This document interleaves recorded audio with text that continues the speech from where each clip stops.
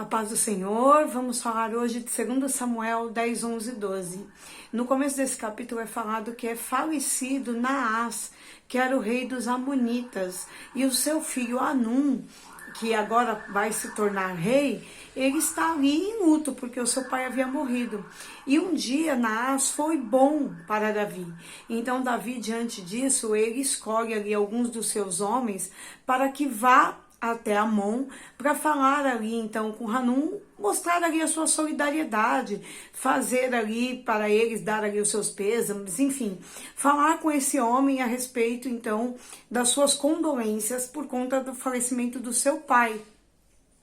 Porque um dia, como eu acabei de dizer, este pai de Hanum foi muito bom para Davi. Então Davi, como era um homem grato, faz dessa forma então, e pede para que os seus servos se direcionem, seus servos não, né? Aqueles homens que trabalham para ele, que estejam indo ali então até Amon, aos Amonitas, para falar com o rei Hanum. Quando ele chega lá, os príncipes de Amon falam para Hanum que Davi, na verdade, não estava mandando condolências nenhuma, que o que ele estava fazendo é ir até a cidade para conhecer as fraquezas da cidade para que ele pudesse atacar. E aqui eu quero fazer a nossa primeira paralisação desse vídeo para falar. Quantas vezes alguém fala algo para você falando de uma terceira pessoa e de repente você até descobre que nada daquilo é exatamente o que a pessoa está te dizendo. Então há pessoas, e infelizmente elas estão à nossa volta em todo lugar perto da gente, que essas pessoas elas lançam palavras cheias de veneno e elas conseguem envenenar o nosso coração de uma maneira que nós acabamos ficando contra esse ou aquele e a pessoa não tinha feito nada. A intenção de Davi era boa, a intenção de Davi era consolar, era se mostrar presente, era dizer, olha, se você precisar de alguma coisa eu tô aqui. Mas aqueles homens que estavam cercando a Hanum, essas pessoas elas estavam ali dizendo para ele, no momento que ele estava frágil, que Davi estava com uma má intenção em relação a ele. E esse homem, então, fala assim, então já que é isso que Davi está fazendo, esses homens que ele mandou vir para cá, eu vou maltratar, eu vou agir com esses homens de uma maneira rude, ruim. E então ele manda raspar a metade da barba desses homens e manda cortar a roupa deles, que a Bíblia chega a falar que as nádegas desses homens estão aparentes, estão assim desnudas, estão ali disponíveis para quem quisesse ver. Então aqueles homens foram envergonhados, sendo que a intenção de Davi quando os enviou era uma intenção favorável, era algo bom, era para ser parceiro, e ter Davi como parceiro naquele momento era uma bênção. Mas por conta deste homem, deste rei, ouvir aqueles que estavam do seu lado, esse homem tomou essa atitude e envergonhou ali os servos, os que serviam ali a Davi. E aí então Davi manda algumas pessoas irem ao encontro daqueles seus servos no caminho e fala, não, pode ficar aqui em Jericó até que vocês sejam novamente, né, que a barba de vocês cresçam e que vocês não sejam envergonhados, apontados. Então ali era para que eles ficassem quietinhos no cantinho deles ali em Jericó e não fossem mais expostos do que eles foram por conta da atitude desse rei, mas na verdade a atitude nem foi dele, foi por ele ter ouvido uma terceira pessoa, ouvido os príncipes da sua cidade, da sua terra, e que realmente no coração deles havia o mal, não havia no coração de Davi. Tanto que aqui a Bíblia diz que quem se levanta para guerrear depois que percebe o tamanho da bobagem que fez, são os próprios príncipes de Amon. São eles, desses amonitas, né, que eles se levantam e falam, não, Davi vai falar que para nós somos, para ele, nós somos abomináveis, então agora vamos então atacar a Davi. Davi nem está se levantando para atacar a eles, mas eles, além de terem feito tudo o que fizeram, agora ainda se levantam para guerrear. Só como o exército de Davi é um exército forte, então eles chamam ali da região outros povos para que possam guerrear junto com eles, e eles vão até Davi para guerrear. Então Davi agora, como soube do que está acontecendo, como Davi então entende ali que estão levantando para guerrear com ele, Davi chama Joabe e fala para ele, prepara o exército e vão agora guerrear contra esses homens. Só que Davi era um homem de guerra, era um homem que tinha esse tipo de conhecimento. E os exércitos de Davi também sabiam e tinham estratégias de guerra. E aí o que eles fazem? Joabe, ele fala assim, olha, para esse exército, para o seu exército, o exército de Davi, nós vamos pela frente e vamos por trás, vamos como se fosse ao encontro. Então, se esses amonitas vierem para nós, contra nós, pela frente, vocês que estão atrás vão lá e vão feri-los. E se eles vierem por trás, nós que estamos na frente, vamos poder ali defender vocês também. E ali é feito dessa forma e eles colocam-se em fileiras, né? Tanto o exército de Israel quanto o exército dos amonitas, para que eles, e até aqueles que estão agregados aos amonitas, e para que eles possam guerrear. Mas então Joabe fala, olha, aquilo que parecer bem ao coração do Senhor, que seja feito. Então, mesmo eles indo guerrear, sempre honrando a Deus, sempre falando que aquilo que o Senhor quiser fazer, que o Senhor faça. E aí é óbvio que o Senhor faz com que eles ganhem a guerra. Aqueles que estavam se unindo, ali os amonitas começam a fugir, a dispersar. E então Davi, junto com aquele seu exército, vai prevalecendo e vai ficando ali em paz, não tem ali aquela guerra, mas pelo menos não com este povo, e eles estão ali tranquilos. Como estão tranquilos num tempo de calmaria, Davi ele está lá no seu no terraço do seu palácio, e ainda acontecem guerras, mas são guerras que o seu exército, com uma parte do seu exército, ele pode guerrear. E ele fala para Joabe que ele vai participar da guerra, onde a guerra está acontecendo, mas ele, Davi, ficaria ali no seu palácio. E aqui vamos fazer uma parte. O Senhor não chamou Davi em tempo algum para que Davi ficasse desfrutando das glórias daquele palácio. O tempo inteiro, inclusive o próprio Davi se coloca como um homem atuante, que faz a obra, que faz a vontade do Senhor. A gente sabe de Davi como aquele que cuidava das ovelhas do pai. A gente sabe de Davi como aquele que tocava para Saul. A gente sabe de Davi como aquele que vai contra Golias. A gente sabe de Davi como aquele que vai contra os filisteus. A gente sabe de Davi como um homem atuante. Por que que nesse momento Davi se coloca para ficar dentro de casa? Já está errado aqui. Já está fora daquilo que Deus esperava dele. Ele não deveria ter feito isso, porque o seu exército estava lá guerreando. Então ele, como um homem que atraía para ele um exército grande, lembra? Começou com 400 pessoas. A última vez que falou aqui, estávamos com uns 30 mil. Então, por que ele estava em casa? Não tinha sentido nenhum ele ficar lá, mas ele ficou.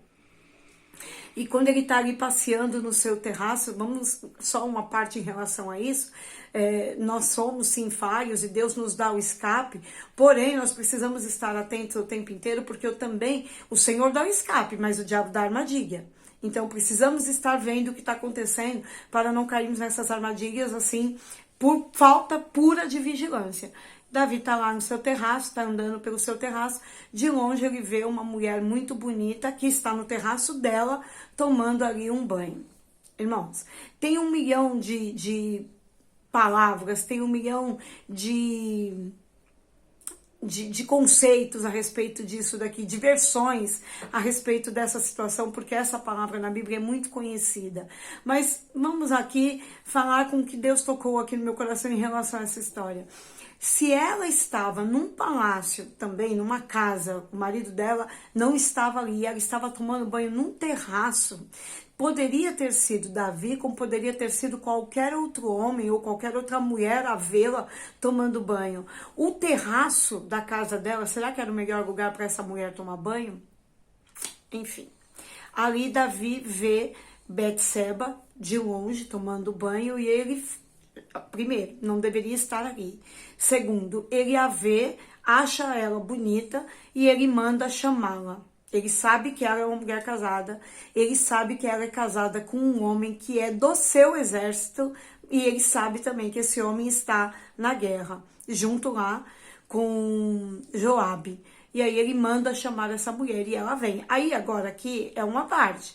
Ela vai porque também ele é o rei. Então qualquer coisa que ele tivesse chamado ela ali, ela teria que ter feito mesmo. Mas por que esperou-se criar essa situação? Por que permitir os dois criar uma situação dessa? Não deveriam ter permitido chegar a esse ponto. Quando ele viu ela lá, ele já deveria ter entrado para dentro da casa, talvez até ter ido lá para a guerra. E quando ela viu que tinha alguém olhando, ela também poderia ter entrado para dentro da casa dela. Mas nenhum dos dois tomou essa atitude. E ao chamá-la, ela vai para a casa de Davi e ela então se deita com ele e ela ali fica grávida. Olha lá a situação quando a Bíblia diz que um abismo chama outro abismo. Ele foi tomando atitudes e só descendo, só se prejudicando cada vez mais. Porque agora aqui que ele sabe que ela tá grávida, o que ele fala? Poxa, essa mulher ela ficou grávida e o marido dela tá na guerra. Então todo mundo vai saber que ela adulterou. E a pena para a mulher que adulterasse era ser apedrejada. E ele não queria isso para ela, até porque ele como rei, ele fez isso junto com ela. E aí então ele fala, vou mandar chamar Urias para cá, eles dormem junto e a gente diz então que esse filho é dele. Olha, uma sequência atrás da outra. Se nós lembrarmos aqui, em todo tempo, tudo que Davi fazia, ele perguntava para Deus. Por que ele não perguntou para Deus se ele deveria ou não deveria ter ido para a guerra? Por que ele não perguntou para Deus se ele deveria ou não deveria chamar essa mulher para casa dele? Porque ele também já sabia a resposta. Mas como o que ele queria naquele momento foi mais forte do que se submeter à vontade de Deus, ele foi fazendo. Mas ele sabia a resposta. E por isso que ele então nem pergunta isso para Deus. Manda chamar Urias. Quando Urias chega, ele não vai para a casa dele para dormir com a mulher dele. Ele fica dormindo ali na frente do palácio, dormindo no chão. E aí então falam para Davi, ó, ele não foi para a casa dele não. Ou seja, o plano de Davi estava indo por água abaixo. E aí, então, o próprio Davi vai lá falar com Urias, oh, por que você não foi dormir na sua casa? E olha a postura desse homem, Urias.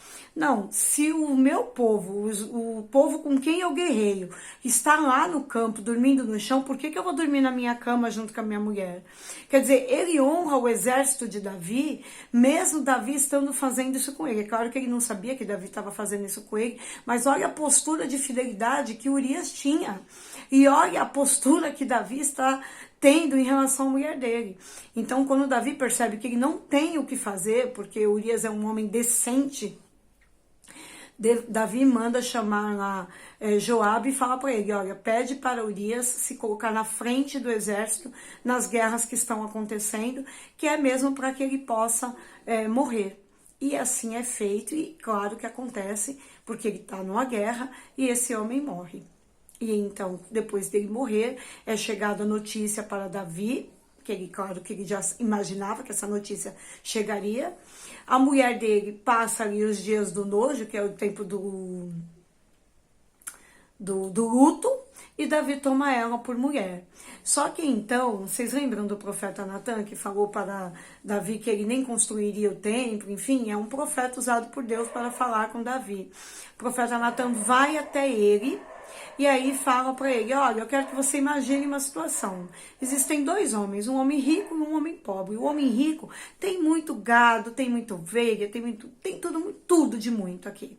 E o homem pobre, ele tem um único cordeiro, que é esse que assim já se tornou até como se fosse um bichinho de estimação. Vive com ele, come da mesa dele, e esse homem ali, ele tem esse animal de estimação como alguém muito querido. Vindo um viajante à cidade, esse homem rico fala, olha, eu vou te dar ali uma comida. Só que em vez dele pegar do gado dele, ele pega esse único cordeiro do homem pobre e serve para esse viajante. E aí, então, Davi fala, nossa, eu estou irado, né? O que a gente vai fazer com esse homem que fez uma coisa dessa? Eu vou matar, porque ele não é digno, olha o que ele fez. E aí Natan calmamente fala para ele, mas esse homem é você. Pensa no choque de Davi ao ouvir algo assim. Esse homem injusto, esse homem mau, esse homem que agiu sem escrúpulos nenhum, foi você, Davi. Porque você é rei. Você tem 1 milhão de mulheres aqui, caso você queira. Você tem um palácio. Você tem riqueza, porque os despojos das guerras eram do rei. Como você vai pegar a única coisa que Urias tem, que é a sua esposa, e ter ela para você, sendo que você poderia escolher a mulher que você quisesse? E Davi se sente um horror. Ele reconhece ali o seu peso daquilo que ele tinha feito. Só que Natan vai além e fala para ele assim: olha, por conta do que você fez, aquilo que você entendeu que você ganharia, que era o filho dessa mulher, o Senhor não vai permitir que viva. E a sua descendência agora vão viver diante da espada. Você vai passar ali algumas situações que você não precisaria ter vivido. O Senhor já havia vindo dizendo que ele abençoaria a vida e a descendência de Davi. Mas agora Natan fala para ele que o Senhor agirá com justiça. Então Deus é bom, mas ele é justiça. Às vezes a gente passa por algumas situações que a gente chora, a gente sofre, a gente fala: Senhor, o Senhor não está vendo? Irmãos, Deus é justiça. Nada fica encoberto, que inclusive isso fala Natan para Davi. Você fez de uma forma encoberta, mas o Senhor vai tornar isso exposto. E você vai então ver que Deus é Deus e que ele é justiça. Terrível. Davi não precisava ter vivido isso. Só que então, esse filho de Betseba que nasceu, que é filho de Davi, ele adoece e ele passa 7 dias ali muito doente, e Davi passa esses 7 dias no clamor, chorando, orando, jejuando, pedindo a Deus por misericórdia por essa criança, porque quem cometeu o erro foi Davi e não a criança. Mas aquilo que o Senhor fala, ele cumpre. Ainda que seja para um servo querido, que é um mal que seria para um servo querido, mas ele vai cumprir. E ali então essa criança morre. E Davi tinha se empenhado tanto em orar por essa criança que aqueles que estão ali à volta de Davi ficam inseguros de dizer para ele que essa criança morreu, porque eles têm até medo do que Davi possa fazer com ele próprio por conta disso. Mas quando ele percebe que realmente a criança morreu, ele se levanta, ele come, ele bebe, ele troca suas roupas, e ali então perguntam para ele: mas Davi, você estava desesperado até agora, e agora você está aí assim, você ficou de pé? E ele fala: enquanto havia vida, eu podia clamar e falar: Deus, restitui, não permita que vá embora, porque o Senhor tem o dom da vida na sua mão, mas agora que ele morreu, eu vou poder fazer alguma coisa para que essa criança volte? Então não há. Então ele vai para consolar Betseba. Eles então têm uma nova vez, um novo encontro ali, e ela engravida novamente. E esse filho lá na frente vai se tornar aquele que vai construir o templo, conforme havia dito o Senhor para Davi, que um da sua carne, iria construir ali o templo. É Salomão, que nós vamos falar um pouco mais sobre isso na sequência desse capítulo, na sequência desses vídeos. Mas o que eu quero dizer aqui para vocês, irmãos, a conduta que nós temos com Deus não dá para ser hoje sim, amanhã não, depois de amanhã sim, no outro dia não. Davi perguntava para Deus, Davi questionava o Senhor: o que o Senhor quer que eu faça? Aonde o Senhor quer que eu vá?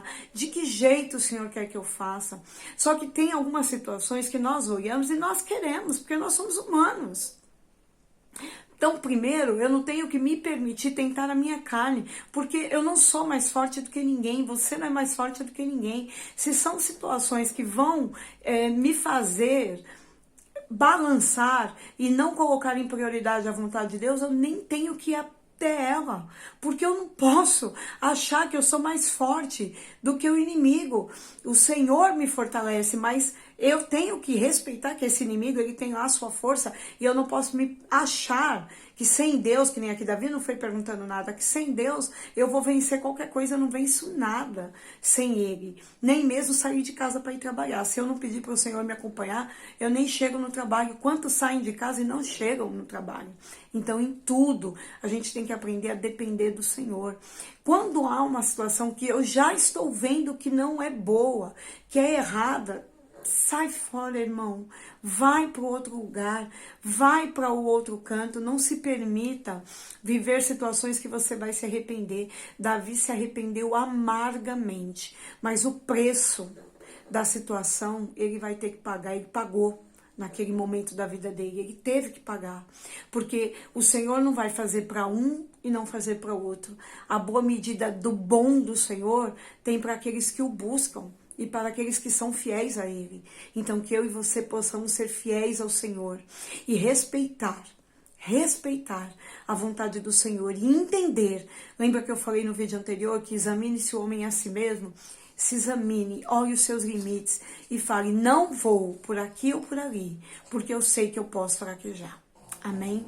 Respeite o Senhor, respeite a vontade de Deus sobre a sua vida e olhe e entenda que você é falho, o Senhor é forte, mas você é falho e que você pode se colocar, você mesmo com a sua mão, se colocar numa situação que você não precisaria viver. Amém? Fico aqui e que esse vídeo de hoje possa te fazer refletir sobre toda essa palavra, que o Senhor te guarde de você mesmo, que o Senhor me guarde de mim mesma e que nós possamos ser sábios em todo o tempo. Fiquem na paz do Senhor e amanhã voltamos ainda com o 2 Samuel.